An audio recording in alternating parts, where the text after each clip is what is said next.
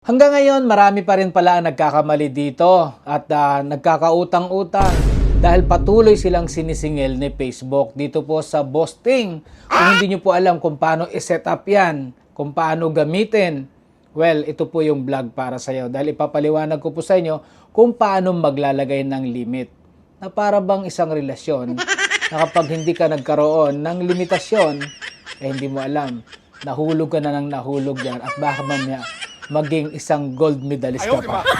So guys, welcome back to Nutnut Palaboy Tutorial. Guys, ipapaliwanag ko po sa inyo. Kasi po yung boosting dito, sa mga hindi po nakakalam, ang pagbo-boost po kasi, dalawang klase po yan. Yung iba po, may mga business sila para i-boost nga po yung kanilang mga product. Yung iba naman po, hindi nila alam, yung nakalagay na boost po na yan, akala nila ganun-ganun lang yan. Hindi po yan ha. Dahil yan po kayo po ay magbabayad kay Facebook. Hindi po kayo ang babayaran ni Facebook ng katulad ng ads na nakikita natin sa ating mga content. Ngayon, mag-focus tayo dito kung paano maglalagay ng limit. Para nang noon, hindi po kayo magkautang-utang na parang ang saya-saya nyo habang nagbo-boosting po kayo dyan. Akala nyo ganun-ganun lang. Ang dami nyo na palang babayaran. So guys, pumunta lamang po kayo sa inyong professional dashboard. Diyan po sa may pinaka-settings na yan, diyan po makikita nyo sa screen, bumaba lang po kayo dyan. Tingnan nyo lamang po yung arrow. Bumaba po kayo ng bumaba dyan, at dyan po may makita po kayong ads. Sa ads po na yan, i-click nyo po yan. Pagka-click nyo po yan, pumunta po kayo doon sa limit. Dyan po sa limit po kasi na yan, kung ano lang yung pera na kayong bayaran kay Facebook. Like for example, nilagay ko po, $10 lang. Yan lang po yung limitasyon. So kapag naabot na po yan, ng ads ni Facebook yung $10 na yan, enough na. Tapos na po siya. So, ganun lang po guys, kasimple. So, ngayon, kung gusto nyo naman pong i-change yan, pwede naman po. Ganyan lang pong gagawin nyo. Remove nyo po at iset nyo lang po uli yung limit. Ngayon po, ipapakita ko po sa inyo yung about sa boosting. Ito po yung example po niyan. So, once po kasi yan, halimbawa po, na-click nyo po yung boost na yan, tapos na-proceed na po kayo dyan, may makita po kayong amount. So, dyan po sa amount na yan, dapat nyo pong i-adjust yan.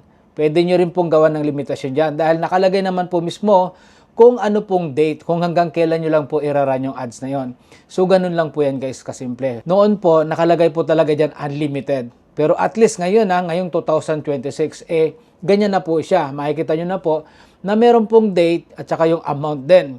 So, much better guys na talagang ilagay nyo yung limit. Dahil po dyan sa limit na yan, kahit papano, panatag ang loob mo na hindi po kayo magkakautang kay Facebook. Dahil marami po sa mga content creator dito talaga na lumalapit sa akin na talagang nagkabaon-baon sila. No? Imbis na kumita ka, nagkautang ka pa kay Facebook. So, yan guys ha, hoping na may natutunan po kayo. Don't forget to share at bumalik po kayo dito kung kayo po ay nasa Facebook or kayo po ay nasa YouTube.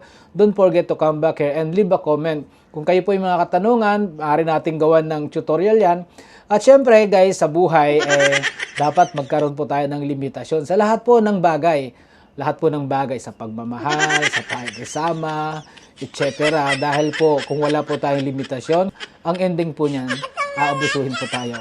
Pero dito kay Nutnut Palaboy, bumalik lamang po kayo araw-araw dahil dito walang limitasyon yung pagbibigay ko sa inyo ng tamang impormasyon kung paano nga ba matuto dito kay Facebook para nang nun ikaw ay ma-monetize or kumita ng pera. Thank you so much. Bye!